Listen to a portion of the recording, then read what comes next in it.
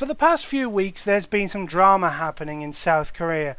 I've seen it referred to as the Korean GamerGate, and while that's not entirely accurate, I think there's enough similarities that I can easily see the connection.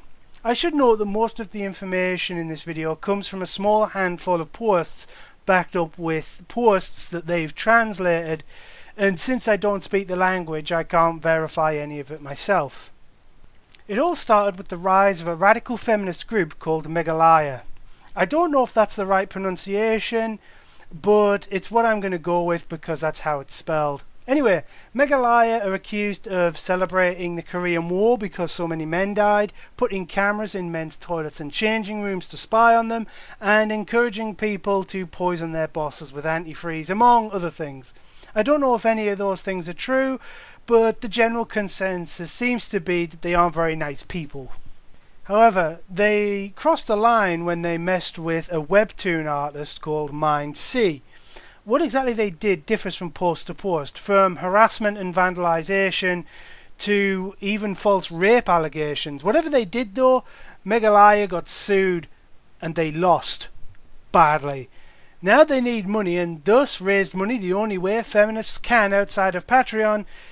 They turn to selling t-shirts with feminist slogans on them. In this case, girls don't need a prince. A voice actress posted a picture on Twitter of one of the shirts that she bought. When asked if she knew where the shirt came from, she said yes.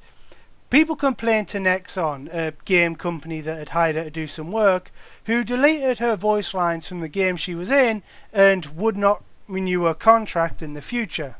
Cue shit show. Various comic artists and even some politicians started spinning a narrative that the voice actress was fired simply for wearing a feminist t-shirt and accusing the other side of misogyny, and then started attacking their audience. Sounds kind of familiar, doesn't it?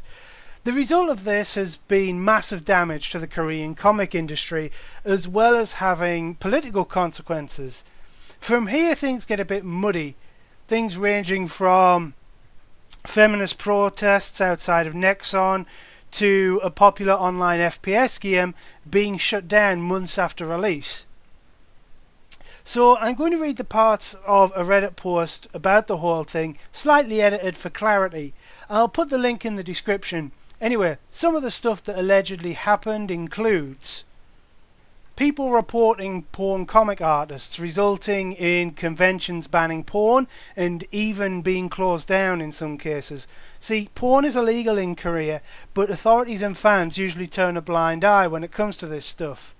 Some authors are changing their Twitter profile picture to their actual face and changing their internet name into their real name. This allows them to file a lawsuit to people talking shit about them.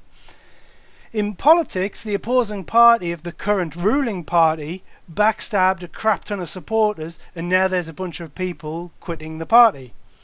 Meghalaya members protesting in front of Nexon, with protesters using Nexon's restrooms and drinking water and etc.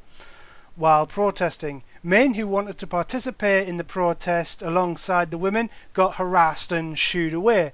A man who was taking photos of the protest was swarmed, beaten, and his phone taken away until the pictures were deleted.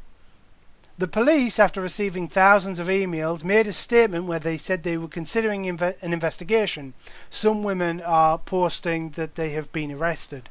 As for the game that was shut down, the game in question was Sudden Attack 2, a free-to-play FPS that had some various skimpy women as alternate skins. The skins were removed, and then not long after they announced the game was shutting down. Whether this has any connection to the rest of the drama is up for debate, but I wouldn't be surprised if it was. So yeah, things are messed up in Korea. As for calling this the Korean GamerGate, as I said at the start, I kind of see it, I kind of don't. The similarities to GamerGate are pretty obvious. You've got a minor event which kicks off a much bigger thing. You have one side that is accusing the other of misogyny and consumer revolt as comic fans and game fans are hitting back. Whereas where it's not the same, it's pretty obvious as well. The Korean thing was about comic artists and game fans, whereas GamerGate was games press versus gamers. But related to GamerGate or not, it's fair to say that the situation in Korea is pretty bad for gamers, for comic fans, and for pretty much everyone involved.